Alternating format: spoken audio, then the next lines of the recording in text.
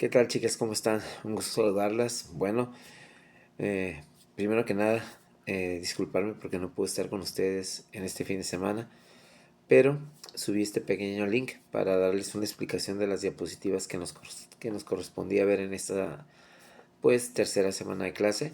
Y pues vamos a comenzar con el tema de los movimientos estudiantiles de 1968, recordando que la última diapositiva que analizamos en la clase fue lo de los libros gratuitos de 1959. Bueno, aquí con los movimientos estudiantiles de 1968, pues fue uno de los acontecimientos más importantes en la historia del movimiento de los estudiantes. Por primera vez los estudiantes salieron a manifestarse en México, exigiendo igualdad, democracia, más autonomía en la universidad. En este caso también se pedía en esas manifestaciones tan importantes el final de la represión a las nuevas ideas de los estudiantes, y definitivamente uno de los conflictos más oscuros en la historia de México que tenga que ver con la historia de la educación en México fue el día 2 de octubre de 1968, conocido como la matanza de Tlatelolco, una represión del ejército hacia muchos estudiantes en la plaza tan conocida como la Plaza de las Tres Culturas. Este movimiento dio un inicio, marcó como un antes y un después en el cambio en la educación en México, sobre todo en la relación que tenía el gobierno con las universidades. Fue uno de los eventos importantes. Pero también cabe recordar otra reforma importante que fue la de 1933, cuando se pudo modernizar un poco más la educación y vinieron bastantes reformas importantes. Esto fue un año antes de que el gobierno del señor Carlos Salinas de Gortari pudiera iniciar esta nueva reforma, la cual buscaba modificar el artículo 3 de nuestra Constitución en cuestión de educación. Se buscaba que la secundaria ya se volviera obligatoria, ya que si recuerdan en la historia anterior, la obligatoriedad era solamente a la primaria y fue la etapa del porfiriato. Pues no fue hasta 1993 con esta reforma a la educación que la secundaria tenía que ser obligatoria para todos los jóvenes de México. También se buscó la idea de descentralizar, es decir, descentralizar la educación en México para que cada estado fuera más independiente en cuanto a las tomas de decisiones para mejorar el sistema educativo de cada estado. También se impulsaron programas nuevos para modernizar un poquito la educación en México. Y bueno, la idea de esta reforma de 1993 no solamente era mejorar la educación, sino también tener más cobertura en todo el país, que más niños y jóvenes tuvieran la posibilidad de estudiar la primaria y la secundaria. Bueno, de ahí nos lleva a la reforma educativa del año 2013, ya unos años después, muchos años después.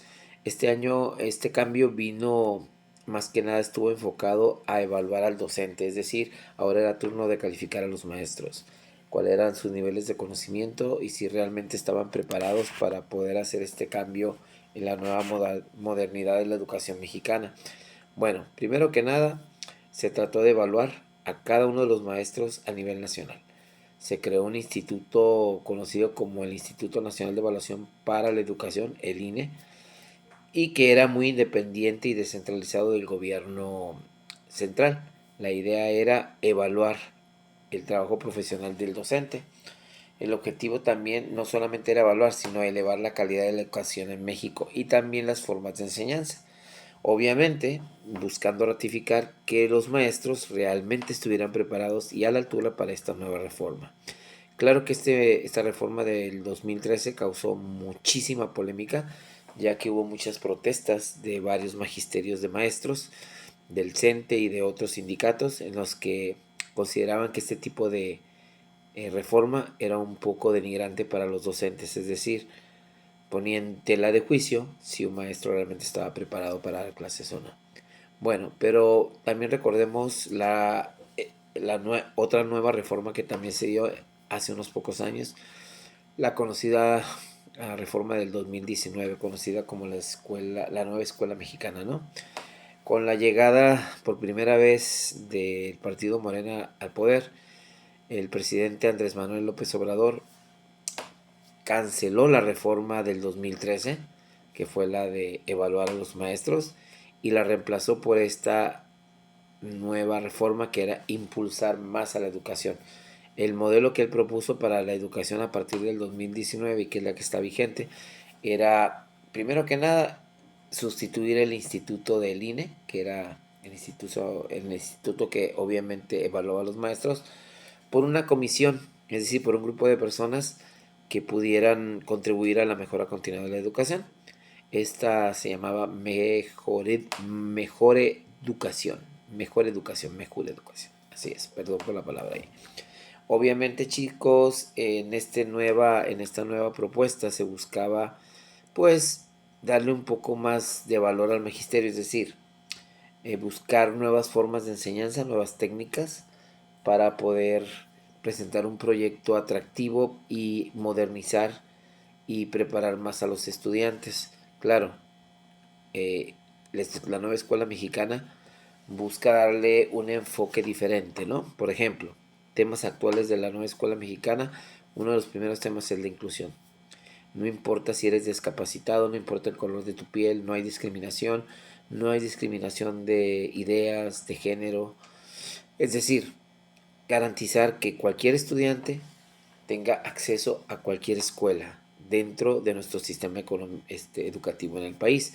También otro de los objetivos era reducir los espacios tan grandes que había en diferencia de educación entre un estado y otro, es decir, que buscar elevar el nivel educativo de todos los estados en México, claro que a través de un intercambio intercultural. Y la otra era mejorar, obviamente, eh, la calidad de aprendizaje en los estudiantes y impulsar también una competencia sana con la ayuda de la tecnología, con las plataformas digitales que llegaron a mejorar el sistema educativo en México, es decir, poder llegar a más estudiantes sin importar distancias, aprovechando las nuevas herramientas que la tecnología nos brinda, ¿no? Bueno, eso nos lleva ahora a hablar un poquito de lo que son las ciencias de la educación. ¿Qué son las ciencias de la educación? Bueno, más que nada son un conjunto de disciplinas las cuales están enfocadas a mejorar el sistema educativo del país. Obviamente busca enfoques más modernos, enfoques científicos, y no solamente a pegarse a trabajar en un salón, en un aula, sino mejorar el nivel de la educación con un enfoque más científico, psicológico, político y cultural. Es decir, darle más herramientas a los maestros y a los estudiantes para mejorar la forma de enseñanza. Entre esas principales disciplinas dentro de la ciencia de la educación están tres, la que es la pedagogía, la sociología de la educación y la psicología de la educación. Y vamos a ver cada una de ellas a continuación. La pedagogía. ¿Qué estudia la pedagogía en grandes ramos? Bueno, es una disciplina en la cual busca adaptar la enseñanza de hoy a las necesidades individuales de cada estudiante de acuerdo a su situación social. Es decir, hacer que la educación sea, pues que dé mejores resultados. Y obviamente sus métodos y técnicas se basan prácticamente en enseñar y aprender. Enseñanza, aprendizaje. Entonces lo que se busca, chicos, es mm, formalizar un poco más algunas cuestiones de la educación, otras no hacerlas tan formales para que el alumno aprenda más en la práctica, más que solamente en lo teórico.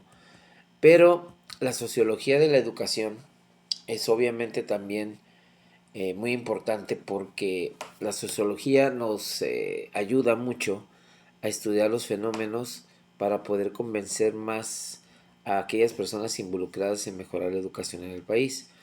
Es decir, una relación importante, porque la sociología estudia la interacción de los humanos en una comunidad. Entonces, la nueva escuela mexicana, a través de la sociología, busca entender mejor a las diferentes regiones y a las diferentes formas de pensar y de desenvolvimiento en las diferentes zonas del país. Es decir, la educación no es igual en todas las regiones del país, ni en el norte, ni en el centro, ni en el sur.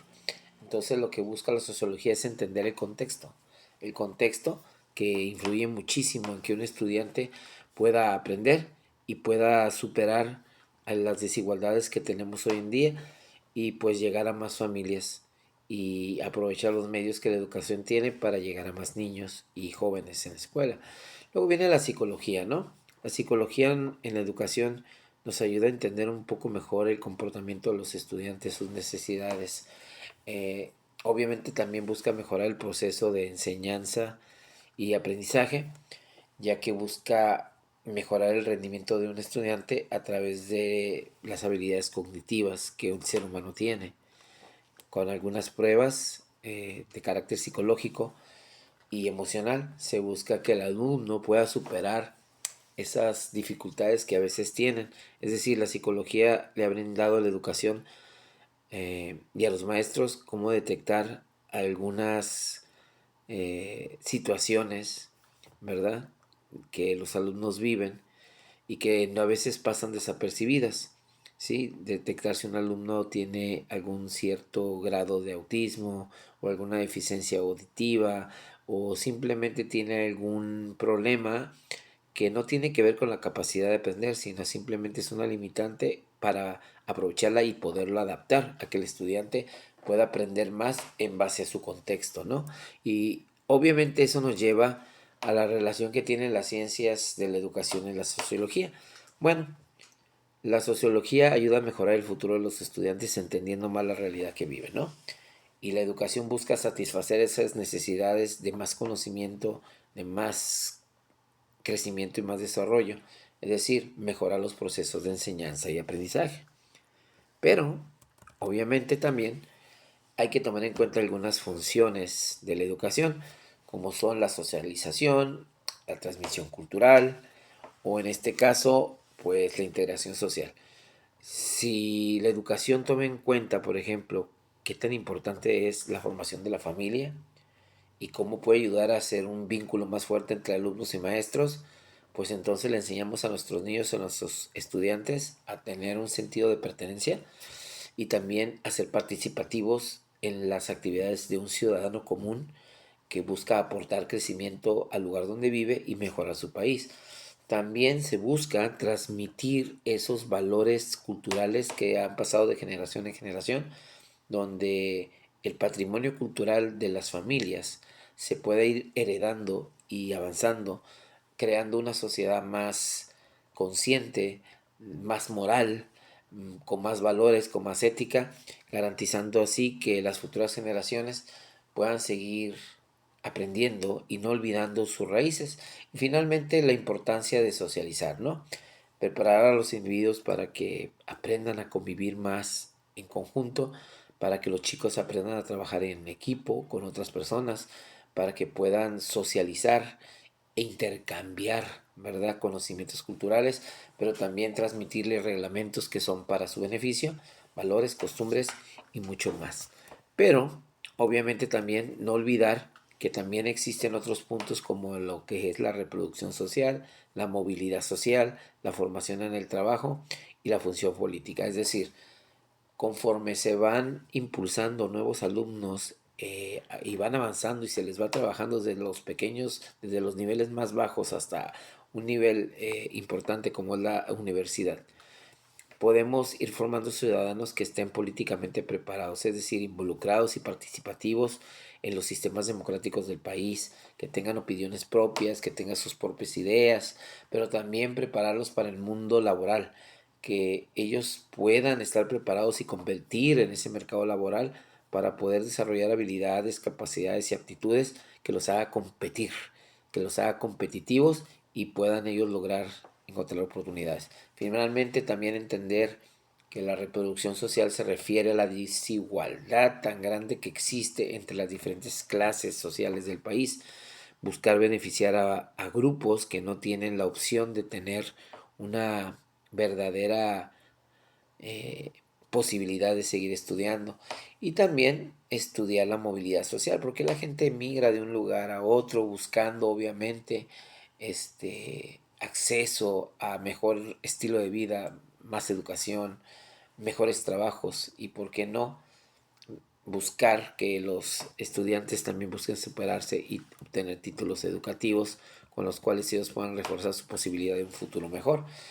De ahí que viene el concepto de lo que es hombre, sociedad y educación. Bueno, si lo podemos resumir, el hombre es un ser social, es decir, es una persona que está creada con la tendencia a socializar con los demás. Y si lo enfocamos a la educación, lo que se busca es construir un puente en el que el hombre aprenda conocimientos, en donde la sociedad condiciona la forma en que se va a relacionar con esos conocimientos aprendidos y los oriente a entender que la educación es el camino. Finalmente, la educación busca ser el puente entre el hombre y la sociedad para que el hombre pueda desarrollarse. Por eso es tan importante entender esta parte tan integral de la educación. Y bueno, también entender que la educación, el Estado y la democracia son muy importantes para el desarrollo de un sistema económico en el país. Obviamente, un país como el nuestro, que es democrático, debe garantizar educación universal para todos, desarrollar en niños y jóvenes un pensamiento liberal, crítico, en el que ellos puedan aportar sus ideas, tengan la libertad de decir lo que piensan y también tengan la habilidad de poder razonar por sí mismos y que no sean manejables, sino que sean independientes y autosuficientes, que participen en la vida política del país. Ahora, cuando desafortunadamente el Estado es autoritario, como lo hemos visto en la historia y en muchos países del mundo, desafortunadamente la educación tiende a ser controlada por ideologías políticas y en lugar de que el alumno aprenda, lo único que pasa con él es que es manipulable por la cuestión de un país autoritario o dictador y se le limita también al estudiante a que opine o a que exteriorice sus ideas de libertad y de justicia y a que sea más autónomo socialmente hablando. En resumen, lo que quiero decir es que el Estado debe regular y proporcionarle al estudiante todo lo necesario para poder tener la educación. La educación debe ser genuina, legítima, para que realmente el poder del gobierno pueda aportar todos los medios necesarios para que los alumnos puedan tener una reproducción en masa, es decir, tener más profesionistas, más técnicos, más estudiantes preparados y también que el Estado no olvide que siempre debe de tener un proyecto educativo atractivo, invertir más dinero del presupuesto en más escuelas y en maestros mejor preparados, ¿no? Finalmente, también tenemos un tema interesante que es la pedagogía alternativa. La pedagogía alternativa estudia enfoques educativos, o sea, formas de enseñanzas, desde la tradicional hasta una mezcla de lo que es la escuela clásica con la escuela moderna. Lo que se busca en este tipo de alternativa es que los maestros le enseñen a los alumnos a tener más confianza en sí mismos, a que sean más independientes, más autónomos, creativos, que opinen lo que piensan y que se integren con el uso de sus emociones, con su facilidad de relacionarse con los demás y también a través de sus habilidades cognitivas puedan aprender más. Y uno de esos métodos fue el de Montessori, la escuela activa y la Regio Emilia fueron escuelas modelo para la pedagogía alternativa. O sea, lo que quiere decir esto es tener una alternativa diferente en los modos de enseñanza, buscar modernizar la escuela con otros métodos que realmente que han probado que funcionan, ¿no? Lo que se busca, chicas, perdón, es mejorar muchas de las cosas en la escuela. Por ejemplo, trabajar con los horarios, tal vez horarios que se adapten más a las habilidades de los estudiantes, eh, contrastando los horarios tradicionales de las escuelas o la rigidez que a veces un reglamento escolar tiene y que en lugar de motivar al estudiante, lo único que haga es lo contrario, ¿no? Desmotivarlo. Y obviamente cambiar la memorización por la reflexión, por el raciocinio. No queremos que los alumnos aprendan información de memoria, queremos que razonen la información que están recibiendo, que la educación que reciben les ayude a pensar y a crear su propio punto de vista e integrarlo a al nuevo estilo de la vida mexicana, al nuevo estilo de un país más productivo, un país más exitoso, en base a que el gobierno entienda que hay que invertir más del presupuesto nacional en educación para poder mejorar la vida académica de futuras generaciones. Bueno, chicas, espero que este video les haya servido. Con esto vemos desde la diapositiva 30 hasta la 45. Nos vemos el próximo sábado. Mucha suerte y cuídense mucho. Adiós.